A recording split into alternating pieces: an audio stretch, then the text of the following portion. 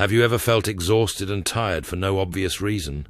I mean, that feeling you get, that seems like you just finished running a marathon, even when you are only having a conversation with certain folks. Folks who drain your energy constantly with their lips and leave you empty on the inside just after a moment.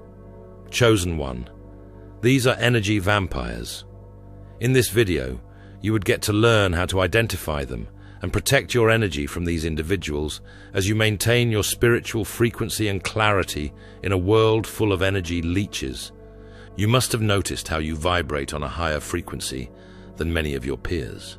Yes, your energy is divine, and the essence of having so much energy within is definitely for purpose. You have so much energy within because divinity expects you to channel all of it into navigating your path towards destiny. But you are not usually told that you have to protect that divine energy from leeches. Well, most of your loved ones don't understand you anyways. You carry so much light within, that pure and divine energy that attracts souls to you, just as flies are attracted to a beehive. Souls would often drift your way for reasons they mostly don't understand themselves.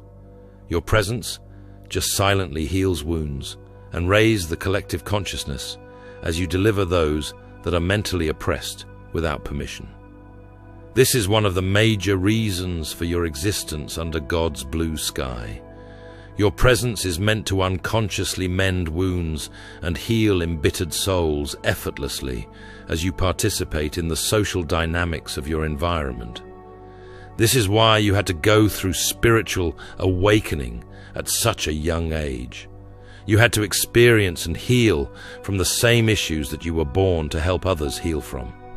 But funny enough, just as some souls crave healing and want to outgrow layers of their mental and spiritual shackles, there are also those who have no intention of healing, but still, they just admire your aura and peaceful presence. The fact that you don't judge them makes your presence a place of solace for them.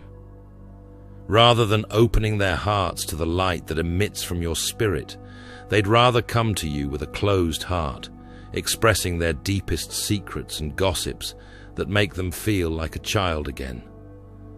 They are mostly toxic, with energy. They effortlessly complain about their problems without moving a needle to face their demons.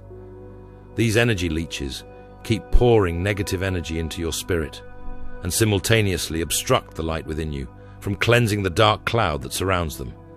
They don't intend to heal. They just want a piece of your light. Yes, all they want to do is to offload darkness into your light and still move on with the rest of the darkness in them. They sometimes appear innocent and without any intention of doing any evil, but more than often, after communicating with them, they leave you spiritually drained and empty. There's an unseen alchemy to this. It's spiritual.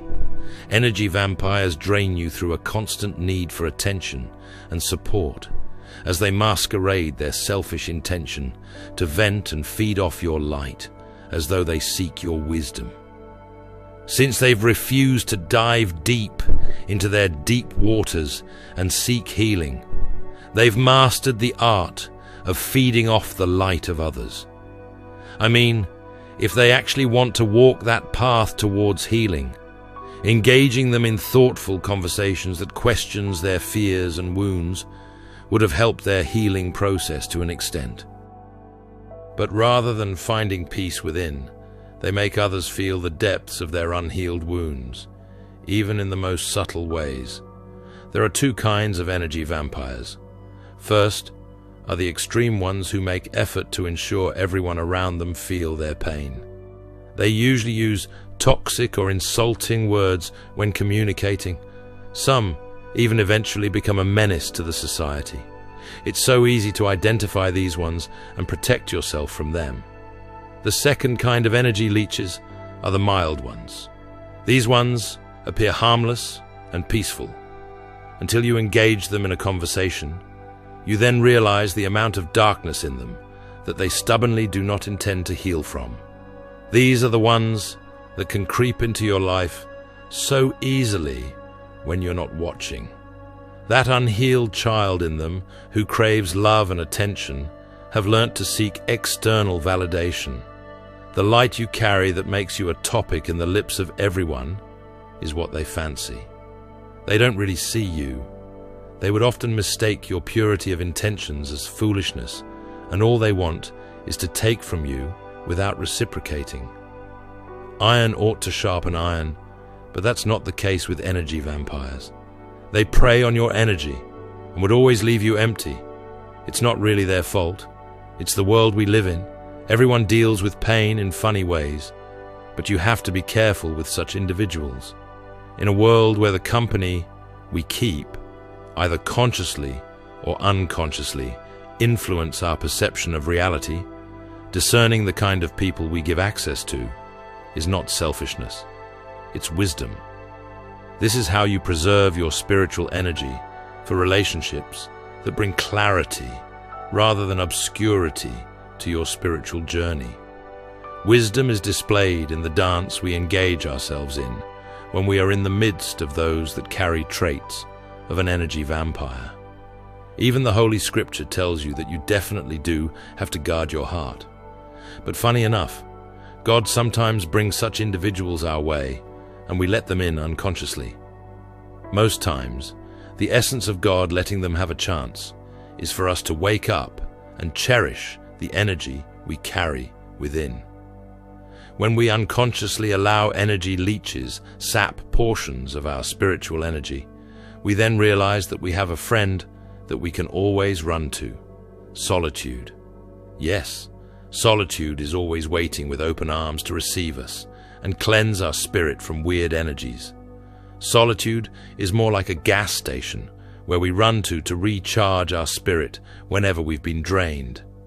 It is in solitude that we reflect and discern how we let our guards down so much, which made our selfless desire to heal others a weapon of spiritual leeching. Also in solitude, we discern how best to guard our heart and only open space for relationships that mirror our values and spiritual vibration. The best of us can easily get carried away many times, but it is in solitude that we grow and master our role in the social dynamics. It is in solitude we learn to love ourselves and enjoy the peace that comes with being alone. Just as the summary of Jesus' teachings is that we ought to love our neighbors as ourselves, we also get to invest energy and time into self-love so much that we create a standard for the kind of folks we let in. Indeed, you cannot give what you don't have. After spending quality time with yourself in solitude, when you then spot those who just want to prey on your light and wisdom, but masquerade as though they love you, you no longer need a prophet to tell you whether they have hidden intentions or not. When you've learned to love yourself in solitude, it just becomes crystal clear when you sight what's ingenuine from afar. Rather than being lost in the abyss of energy manipulators and vampires, in solitude, we make conscious effort and channel our energy into mastering the art of discerning activities that lift our spiritual energy from those that drain our energy. Also, as we make efforts to maintain our spiritual frequency by letting go of habits that seem to drain a chunk of our spiritual energy, we easily get to do the same when we spot early signs of energy vampires. In solitude, we don't just master our energies, we also master ourselves and interactions with others in the external world. Even Jesus did the same, even though most of those who surrounded him as he went from city to city teaching the gospel inherently sought clarity on their spiritual path. Still, the fact that he spent time and energy with them as he influenced them with so much light made it necessary for him to always retreat to solitude, where he always filled his cup again with enough spiritual energy for the journey ahead. Indeed, as we journey towards fulfilling purpose, we would often need those that lift our spirit rather than take from our spiritual energy without giving. Rather than unconsciously pouring into those that never reciprocate the energy and even never get to accept the light you carry, you should learn from the Holy Scriptures. Iron sharpens iron. Energies are indeed invisible threads that silently weave our destinies into the fabric of existence. It is important that you maintain your spiritual frequency and vibrate correctly. It's needed for your journey towards purpose. The story of Shadrach, Meshach, and Abednego is a clear imagery of how a circle of spiritually aligned companions multiplies courage in the face of trials. We all need people who can fill our cup easily and boost our faith when necessary. We all need folks who match our energy in our lives. David and Jonathan are also clear reflections of the scripture that states, "A man sharpens the countenance of his friend." When David ran from Saul's wrath and found himself deeply discouraged in the wilderness of Ziph, Jonathan went to him and helped him find strength in God. The right companions would speak life into your spirit when fear attempts to silence your calling. But to even attract the right people into your life, you need to vibrate correctly without constantly allowing energy leeches drag you into the abyss of their low vibration. Your spiritual frequency, or aura, would definitely become a means through which the external world perceive you, whether you like it or not. It is indeed necessary that you guard your energy from those who only want a slice or the whole of it, without any intention of using it as means toward deeper self-reflection and spiritual healing. You definitely have to vibrate correctly, so you can always attract what's meant for you effortlessly. For this reason, setting clear boundaries is a necessity, not out of selfishness, but as an act of conscious energy preservation. Saying no when the energy does not seem right would save you a lot. It is also necessary that you create an environment where your spirit can grow as you navigate your path towards purpose.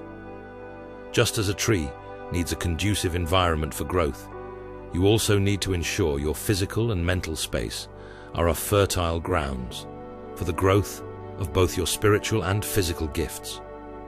Your mind, spirit, and body have to keep growing simultaneously, and indeed, this is only possible when you are in the right environment that supports your growth. Divinity is counting on you. Guard your heart and energy from vampires and watch how overwhelming clarity would become a catalyst for your purpose.